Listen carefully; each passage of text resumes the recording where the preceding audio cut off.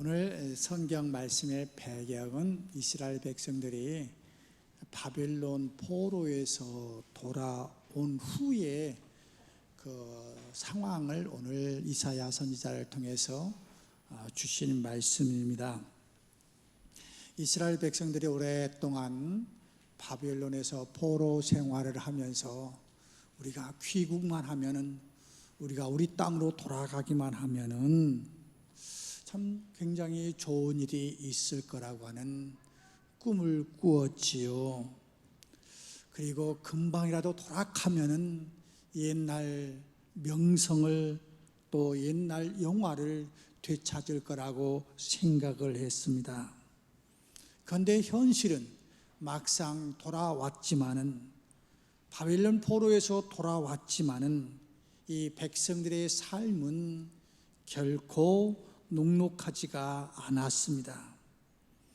가까스로 무너진 성벽은 건축했지만은 백성들의 생활은 포로 때나 지금이나 별반 나아진 것 같지가 않았습니다.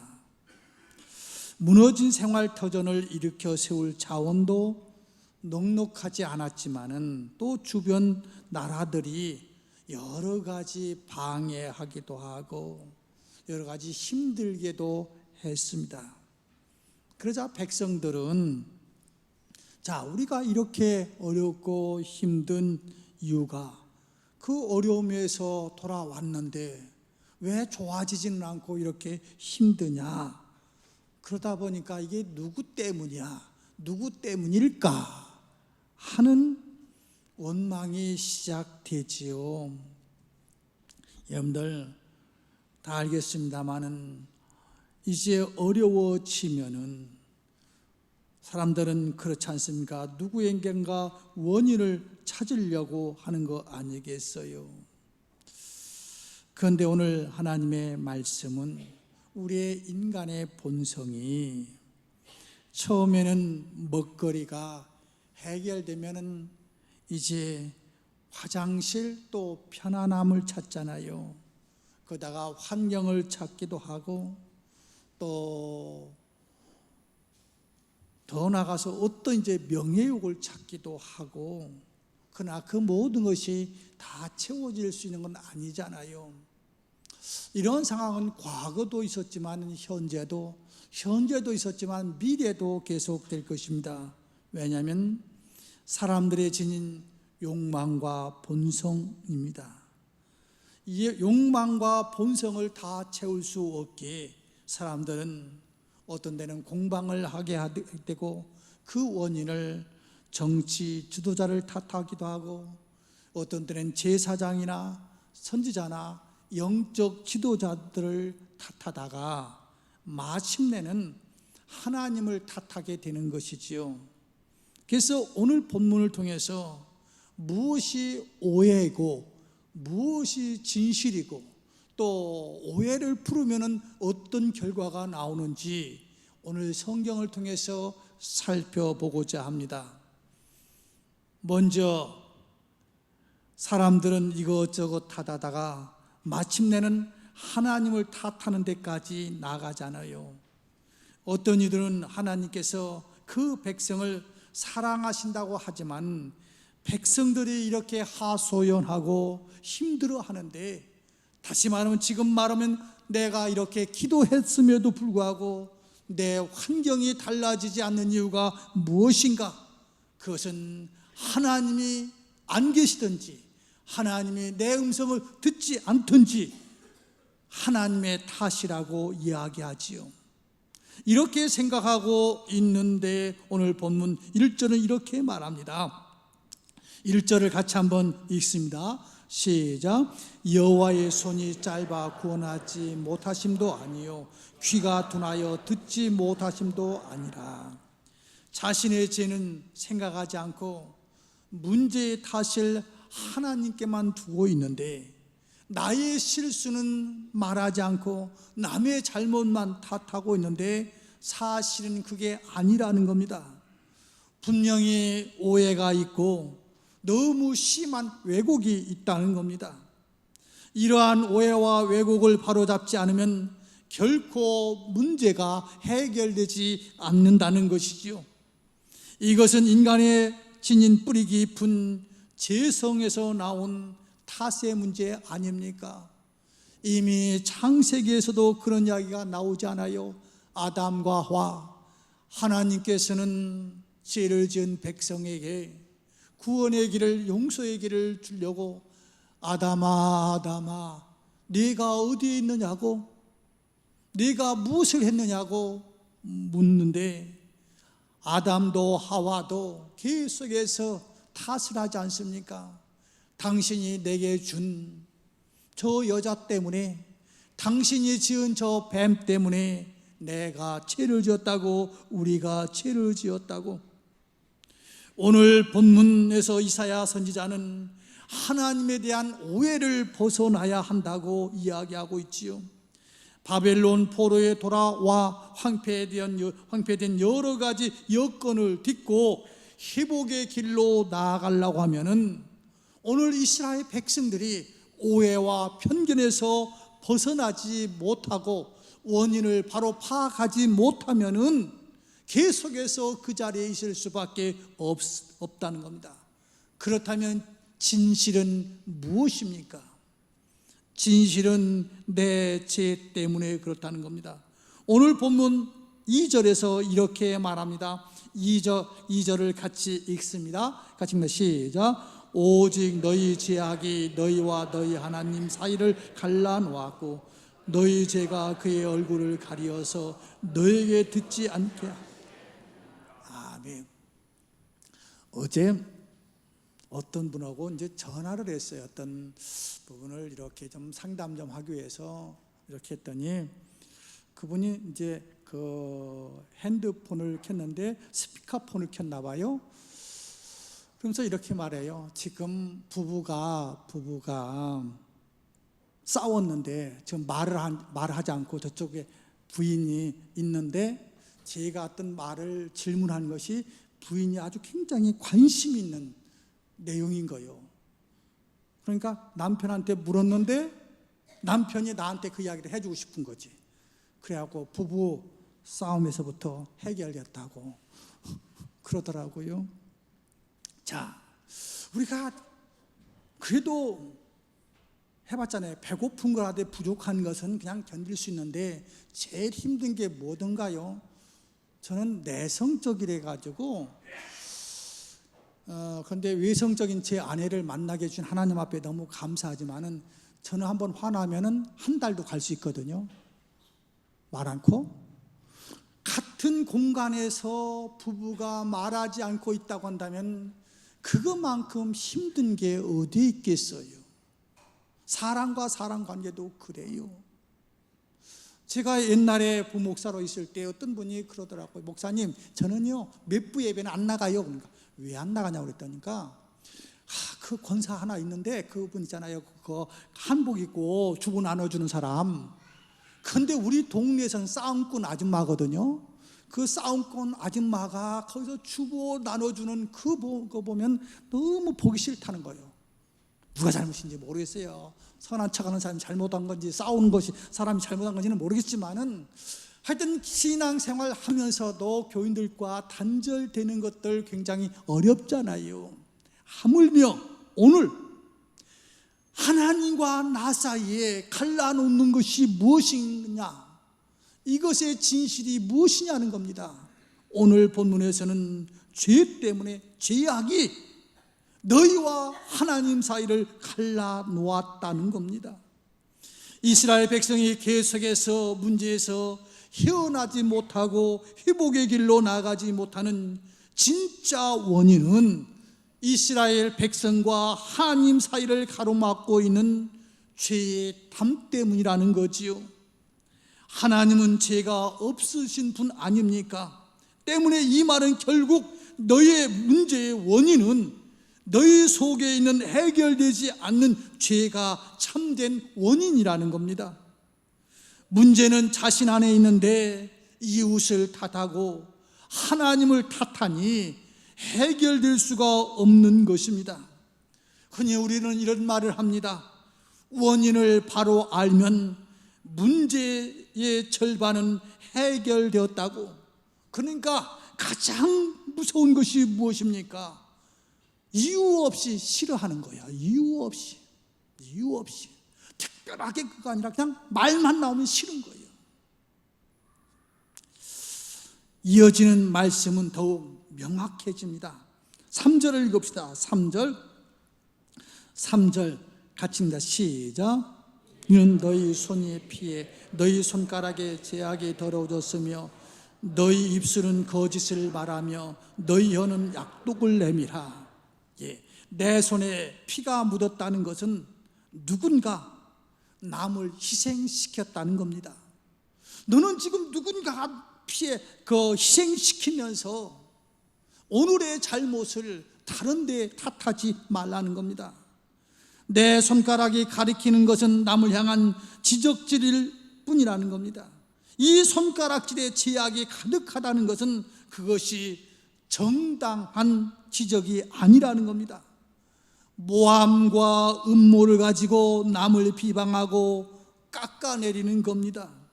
그 다음에 이어지는 것이 무엇입니까? 너희 입술은 거짓을 말하며 너희 혀는 악독을 내밀어. 죄송합니다. 거짓과 악한 의도를 담아 남을 헐뜯고 비방하는 것이 지금 너희들이 당하고 있는 진실인데, 사실 건강한 비판은 공동체와 사회를 돌아보게 하는 건강한 발전을 시키는 원동력이 되지요. 그래서 어떤 때는 건강한 비판이 있어야 되지만은 악의로 가득한 비방과 비난은 사회를 갈등케 하고 구성원끼리 충돌을 일으키고 개인과 공동체가 지닌 동력을 파괴하는 것 아닙니까? 요즘 우리 사회의 좌파 우파 세대 간의 갈등과 충돌이 격해지고 있어요.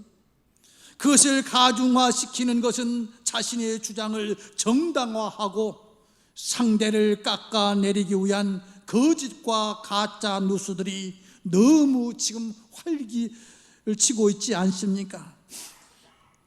이러면 우리 사회가 안고 있는 문제들에 대한 해결의 길은 없습니다. 이러면 사회가 지닌 잠재력들이 문제를 해결하여 건설적인 방향으로 모아질 수가 없습니다. 또 하나의 제약된 형태가 4절에서 나옵니다. 4절 같이 읽습니다. 4절까지만 시작. 공의대로 소송하는 자도 없고 진실하게 판결하는 자도 없으며 험한 것을 의뢰하며 거짓을 말하며 악행을 잉태하여 죄악을 낳으며. 이스라엘이 바벨론에 의해 패망하고 포로로 끌려갈 당시에 하나님이 가장 문제 삼은 것은 두 가지였는데, 하나는 우상 숭배였고 하나는 재판에 있어서 불의와 불법이었습니다. 법이라는 게 무엇입니까? 혼란스럽고 갈등하는 사회의 질서를 안정시키는 마지막 보루 아닙니까? 그런데 이 법을 유지하는 판결이 왜곡되면 사회는 안정과 질서를 회복할 수가 없습니다. 흔히 사람들이 공의롭지 못하고 치우친 판결을 보면서 비꼬는 말이 유전무죄, 무전유죄라고 말하고 있지 않습니까? 이사야서 1장 23절에 보면 네 고관들은 패역하여 도덕과 짝하며 뇌물을 사랑하며 예물을 구하며 고아를 위하여 신원하지 아니하며 과부의 송사를 수리하지 아니하는도다 라고 이야기하고 있습니다. 이스라엘이 하나님 앞에서 패역하여 바벨론에 의해 무너질 때 재판을 하는데 이 재판이 이렇게 불의하고 왜곡되게 치우쳐 있기에 너희들 이 바벨론에 망할 수밖에 없어 경고했음에도 불구하고 여전히 그 제약에서 헤어나지 못하는 이스라엘 백성들, 오늘 우리 사회의 갈등과 대립의 원인 중 하나도 대다수 국민들이 이 법원의 판결을 신뢰하지 못하는 데 있는 거 아닙니까? 우리가 잘 알고 있는 중에 이 재판이 누군가가 잘못된 거 아니겠어요? 대법원장이 감옥에 가면은 감옥에 보내는 그 사람이 잘못되었던, 감옥에 간 대법원장이 잘못되었던, 똑같은 법을 가지고 어떻게 해석할 때 어떻게 해석하느냐에 따라서 결과가 너무너무 많은 차이가 나니까 마지막 그래도 사람들이 법의 판결을 인정해야 되는데 지금 이스라엘 백성들이 법의 판결을 인정할 수가 없는 거예요.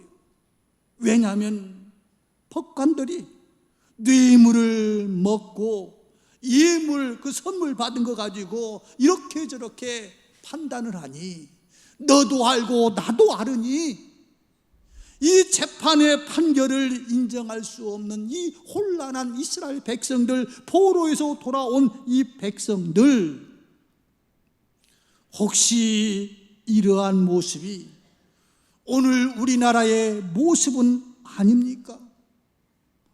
적어도 한 번 재판한 거에 대해서 그래도 100%는 다 인정할 수는 없을지는 모르겠지만은 그래도 인정해야 될 텐데 인정할 수가 없다고 소리치고 있는 사람들이 지금도 수많은 사람들이 길거리에서 지금 나서고 있지 않습니까? 또 많은 사람들을 잘못했다고 집어넣는 거 아닙니까? 이스라엘 백성들 7절에서 이렇게 말합니다. 7절에서 같이 한번 읽습니다. 7절 같이 시작.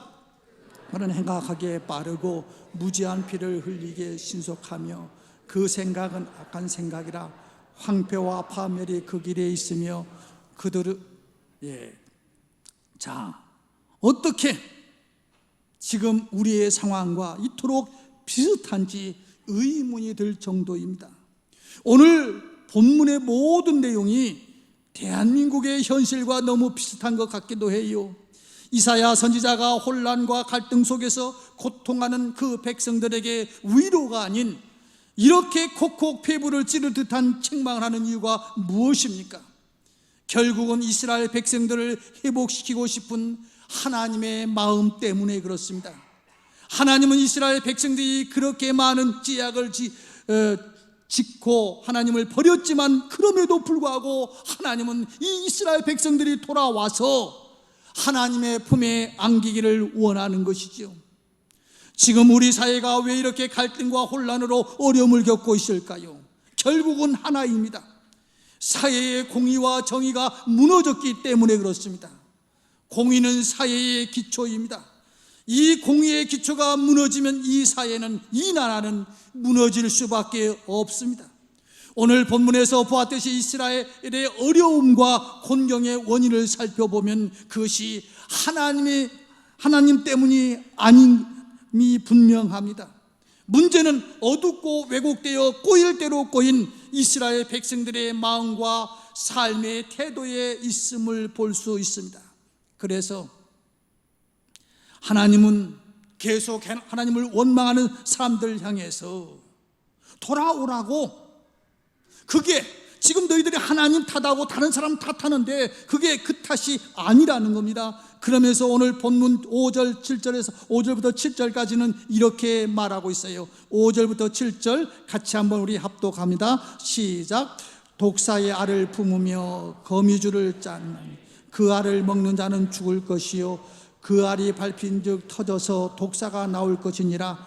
그의 짠 것으로 옷을 이룰 수 없을 것이요 그 행위로는 자기를 가릴 수 없을 것이며 그 행위는 죄악의 행위라. 그 손에는 포악한 행동이 있으며 그의 발은 행악하기에 빠르고 무지한 피를 흘리기에 신속하며 그 생각은 악한 생각이라. 황폐와 파멸이 그가 있으며. 자, 이제는 남을 원망하는 데 원인이 아니고 그건 오해고, 진실한 것은 이제는 밖에서부터 나 자신에게 눈을 돌리라는 겁니다. 지금 어떤 부분이 너 때문이가 아니라 바로 나 안에서 지금 나는 어떤 상황 속에 있느냐 하는 겁니다. 바로 나의 죄 때문이라는 것이죠. 하나님은 그렇습니다. 하나님은 나를 축복해 주시기를 원할 때 주변의 축복의 도구들을 만나게 합니다. 그래서 축복받게 하지만은 내가 잘못했을 때는 채찍의 사람들을 만나게 하지요.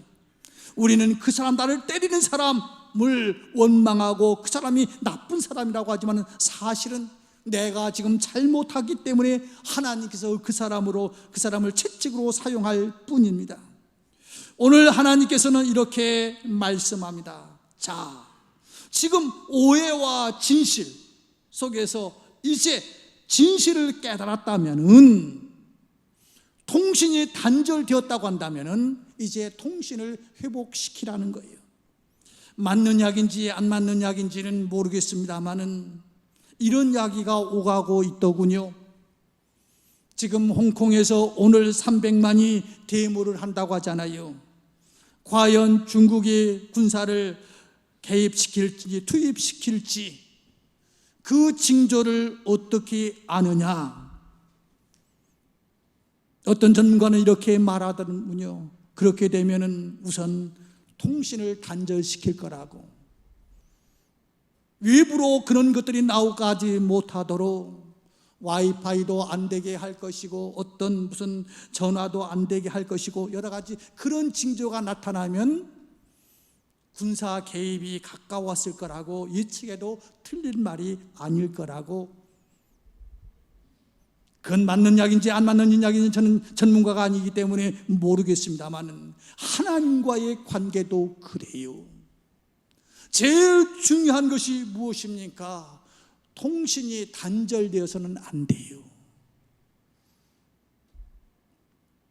하나님은 사랑하는 자여 내 영혼이 잘된같이 내가 범사에 잘되고 강건하기를 내가 간구하노라. 가장 기본적인 복이 무엇입니까? 하나님과 통신이 단절되지 않은 친밀한 관계를 유지하는 것이라는 겁니다. 그래서 시편 73편 28절에서 하나님께 가까이함이 내게 복이라고 이야기하고 있어요. 예수님께서도 말씀하시기를 포도나무 비유에서 나는 포도나무여 너희는 가지니 저가 내 안에 내가 저 안에 있으면 이 사람은 과실을 많이 맺나니. 지금 너희들이 어려움을 가지고 누구 탓하고 있는데 그건 오해야. 지금 너와 내가 관계가 바로 되면은 내 안에서 과실을 많이 맺을 수 있어. 그러나 나를 떠나서는 너희가 아무것도 할 수 없습니다. 참으로 답답하고 안타까운 것은 많은 사람들이 형통한 삶을 추구하지만은 엉뚱한 방법으로 구합니다. 하나님과의 관계를 회복하는 게 아니면은 헛될 수밖에 없다는 겁니다. 나 자신을 돌아보면서 하나님 앞에 회개할 때에 진정한 축복이 있는 것이지요. 누가복음 15장 11절에 보면 이렇습니다. 지금 통신이 단절되었던 한 사람을 소개하고 있습니다. 그 사람은 탕자라고 하는 사람입니다. 아버지가 돌아가기도 전에 자기의 유산을 달라고 해가지고 억지 부려가지고 다 가지고 나가서 호랑방탕하면서 아버지와 단절된 삶을 살다가 아이들 말로 쫄딱 망해버리는 신세가 되어버리고 말았습니다. 쥐업 열매, 돼지가 먹는 쥐업 열매를 먹지 않으면 살 수가 없는 상황까지 갔습니다. 성경은 왜 이 탕자의 비유를 우리에게 이야기하고 있습니까? 그렇게까지 저 밑으로 나락에 떨어졌다 할지라도 다시 통신선을 회복하면은 봐라, 이제 그 원인이 뭔가, 아버지와의 관계가 끊어져서 그렇구나. 이제 아버지와의 관계를 회복하면 되겠구나. 그런데 내가 한 잘못이 있으니, 내가 저지른 죄가 있으니 아버지라고는 할 수 없고 내가 가서 일꾼으로 밥만 먹여달라고 하면 되겠지 하면서 아버지한테 찾아가지 않습니까? 그런데 이게 웬걸입니까? 아버지는 그 정도가 아니라 잔치를 베풀어 주고 손에 가락지를 끼워주면서 아들을 맞이하고 있지 않던가요? 사랑하는 성도 여러분, 어려움 속에서 회복될 수 있는 길은 무엇입니까? 바로 관계성을 회복하는 길이에요. 인간관계, 물질 문제, 사업 문제, 자녀 문제, 그 보여지는 현상만, 열매만 바라보면서 때문이야, 너 때문이야 라고 외치는 것이 아니라 오늘 성경은 하나님과의 통신선이 끊기지 않았는지 보라고요. 우리는 지금 성경 타자 대행진을 벌이고 있습니다. 그 이유가 무엇인지 아십니까? 지금 우리는 텔레비전 앞에서, 인터넷 앞에서, 어떤 게임 앞에서는 하루에 10시간, 20시간 앉아 있으면서도 성경 말씀과는 이미 단절된 지 오래 아닙니까? 그래서 처음에 아침에 일찍 일어나가지고 어떤 일을 하기 전에 먼저 다만 몇 절이라도 하나님의 말씀을 한번 타자로 치고 읽어도 되겠지만 그래도 흔적을 남기면서 타자로 치면서 하나님 말씀과 가까이 가며 어렵고 힘든 여러 가지 단절된 모습을 다시 말씀을 통해서 회복하자고 하는 운동이 바로 성경 타자 대행진을 벌이고 있는 이유입니다. 그런데 감사하게는 많은 분들이 동참해 주셔서 감사해요. 3만 명 정도가 지금 그 성경 타자에 우리나라 사람들이 동참해서 치고 있는데, 교회는 몇 교회인지는 모르겠습니다만 아마 수만 교회가 될 겁니다. 그런데 1등, 2등이 시간별로 거의 제일 먼저 우리가 1등 하던 2등 하던 지금 1등, 2등, 1등, 2등 하면서 계속 하고 있더라고요. 이렇게 함께 동참해 주신 여러분들 감사하면서, 지금 여러분들이 아무리 나라가 혼란하고 힘들고 서로 무조건 싫은 사람들끼리 패가 갈라지고 있다 할지라도 말씀 안에서 통신설이 다시 개설되면은 이 나라에는 희망이 있을 줄로 믿습니다. 한 가지 예만 들고 말씀을 맺을게요. 독일의 어느 작은 마을에 가난하게 이제 사는 여류 피아니스트가 있었다고 합니다. 고아 출신으로 고학을 하면서 피아노를 일으켰는데 난생 처음으로 독주회를 준비했다고 합니다. 막상 연주회를 열려고 하니까 자기 이름을 대면은 올 사람이 없는 것 같아요. 어제도 제가 어떤 일 때문에 인천공항에 갔더니 거기에 한 40명 되는 것 같아요. 기자들이 나와가지고 막 그냥 뭡니까 사닥다리에서 막 사진기를 기다리고 가지고 기다리기도 하고, 하여튼 간에 40명이 지금 어떤 사람이 차에서 내리면은 그것을 찍으려고 준비하고 있더라고요. 오는 사람이 유명인일까요? 아닐까요? 제가 누군지 보지는 못했어요. 근데 아무튼 거기에 그 시간에 조금 후에 비행기 타고 갈 사람이 유명한 연예인이든지 훌륭한 정치가를 훌륭하다고 얘기해야 될지 모르겠습니다만 하여튼 훌륭한 정치가든 아니 누군가의 이제 그 뉴스감이 되는 사람이 그 자리에 지나갈 거니까 이제 기자들이 그렇게 많이 온 것 같아요. 한두 사람도 아니고 엄청나게 와 있더라고요. 자, 여러분이나 저나 인천공항에 내가 몇 시 비행기 타러 갑니다라고 이야기하면 기자들이 한 명이라도 올까요? 안 올까요? 미안해, 여러분들 과소평가해서 미안합니다만 아마 이 미친놈 누가 이거 나한테 이런 문자를 주어서 기자들이 자기한테 문자 오는 걸 보면서 씹어버리고 말 거예요. 아닐까요? 역시 이 피아니스트도 고아로서 어렵게 이제 피아노했고 자기가 독주회를 한다고 하는데 사람이 올까요? 안 올까요? 자기가 판단해봐도 내가 독주회 처음 여는데 올 리가 없는 거예요. 그래서 머리를 굴리는 거죠. 어떻게 하면 사람들을 오게 할까 하다가 그 당시에 유명한 피아니스트가 리스트라고 하는 피아니스트가 있었대요. 그러니까 그 사람의 이름을 발음해서 내가 그 사람한테 배운 제자다. 그 유명한 제자, 선생님한테 배운 제자가 오늘 독주회를 하니까, 연주회를 하니까 오십시오 하고서 이제 애들 말로 뻥을 친 거예요. 그런데 말입니다, 우연의 치이구나, 너무 우연으로 그 유명한 분이 그 자기가 독주하는 그 지방에 온다고 하는 소문이 난 거예요. 또 오셨어요. 이거 어떻게 하면 좋아요? 그래서 이분이 찾아갔대요. 제가 사실은 여차하고 여차하고 저차 해서 선생님 이름을 팔아먹었습니다. 그러니까 그러면 안 되지 하면서 얼굴에 힘을 주시다가 그러면 한번 연주해보라고. 그래 하니까 뭐 몇 가지 이제 고쳐줬대요. 이렇게 하라고. 그러고서는 이제 내가 당신을 고쳐줬으니까 지금부터는 당신은 내 제자라고 하면서 거기다가 하나 더 광고를 하라고. 그 선생님이 내가 연주하는데 이제 찬조 출연을 할 거라고. 선생님이 마지막 이제 연주도 해주실 거라고. 또 내가 할 거니까. 사람들이 많이 왔을까 안 왔을까요? 어떻게 연주에 대박 났을까요? 쪽박 났을까요? 예. 우리 하나님과의 관계가 그래요. 선한 사람 아무도 없어요. 죄성이 있는데 어떻게 우리가 남을 비판할 만큼 선합니까? 다 실수 투성이에요.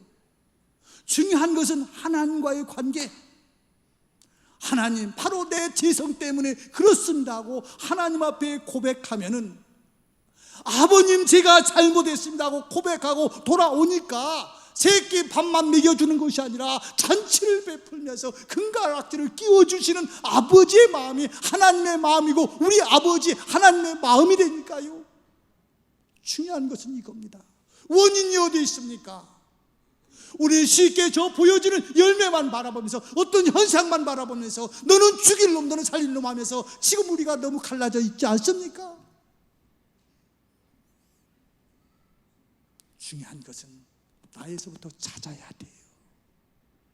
이놈의 죄성이 어떻게 해서든지 남을 그저 판단하고 싶은 이놈의 죄성 때문에 거기에 충실하다 보면 우리는 희망이 없습니다.